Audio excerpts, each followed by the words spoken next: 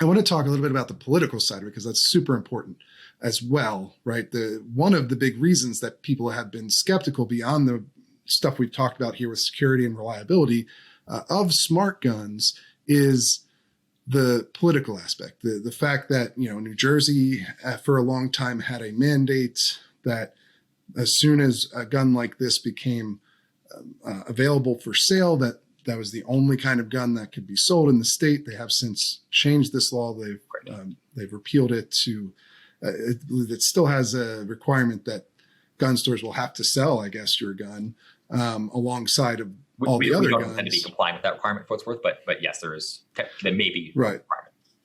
Right, but that I understand that's not, you weren't, Biofire was involved in any of this lawmaking process and didn't exist at the time these laws were made. But this is part of the concern that people worry that once a gun like yours comes onto the market, it's going to incentivize a lot of lawmakers who don't like guns to try and ban all of the other guns in favor of this design that they, and so, one, we'll just start off there. You have been very publicly saying that Biofire is opposed to these sorts of mandates, correct? Absolutely, yeah. And that's been, you can look back when I was talking about this as a literal child when I was 16, and you'll hear the same thing. Like, that's been a core part of our strategy and our approach to the space. It has to be a choice, right? And there's a lot, we think we're building the best home defense handgun, but we've chosen to focus on specific use cases, a specific price point, a specific feature set. And if that speaks to you, great. But there's a lots of reasons why it might not. And you need to be able to maintain that choice to purchase other products that are going to be a better fit for you and for your use case. And to this end, you guys have now also become involved in a lawsuit, not in the sense that you're plaintiffs or anything like that, but you have filed what's called an amicus letter, which is where you've written to the Ninth Circuit Court of Appeals, who is hearing a case called Bolin v. Bonta out of California, which deals with California's handgun roster. It's so-called Unsafe Handgun Act, where the state requires any new model of handguns sold since 2013 to include a loaded chamber indicator, a magazine disconnect safety, and then technology called microstamping, which is theoretical, doesn't actually exist in production anywhere yet, and which means that for the last decade or so, there haven't been new pistol models added to what Californians can legally buy. Now, police are exempt from this for some reason. That sort of contradicts a lot of the basic idea of that these guns are supposedly unsafe. But you guys have filed this letter in support of the plaintiffs. So you want this law to be struck down, correct? Can you explain that?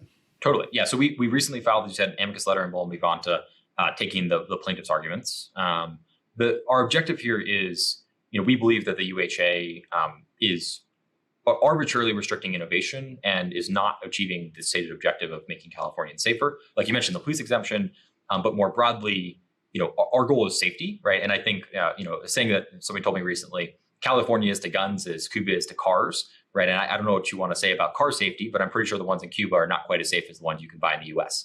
And I think that's been true, right? Whether it's big flashy stuff like what Biofire is doing, which obviously we're taking what we believe some very bold steps towards a very different safety paradigm around how firearms are operated. But there's been lots of work from the other manufacturers in the space over the last 20 years on how to improve drop safeties, how to look at trigger safeties in a slightly different way.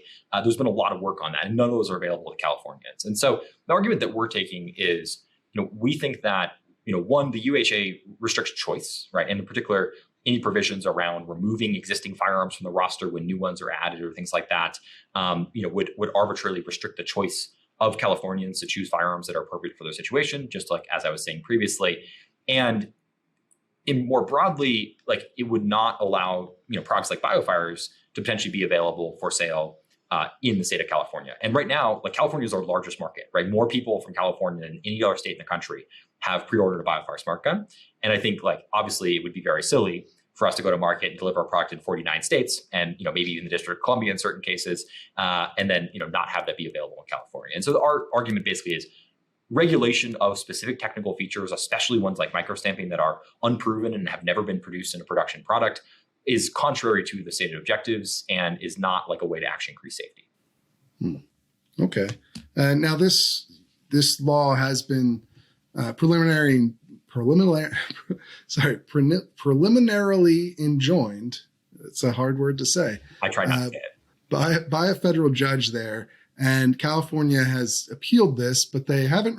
They've requested a stay for the loaded chamber indicator and the magazine safety, the magazine disconnect safety, but not for microstamping. Do you have a California compliant version of this gun that you're going to be able to sell while if the microstamping requirement goes away? We do. And so we've done the work on our side.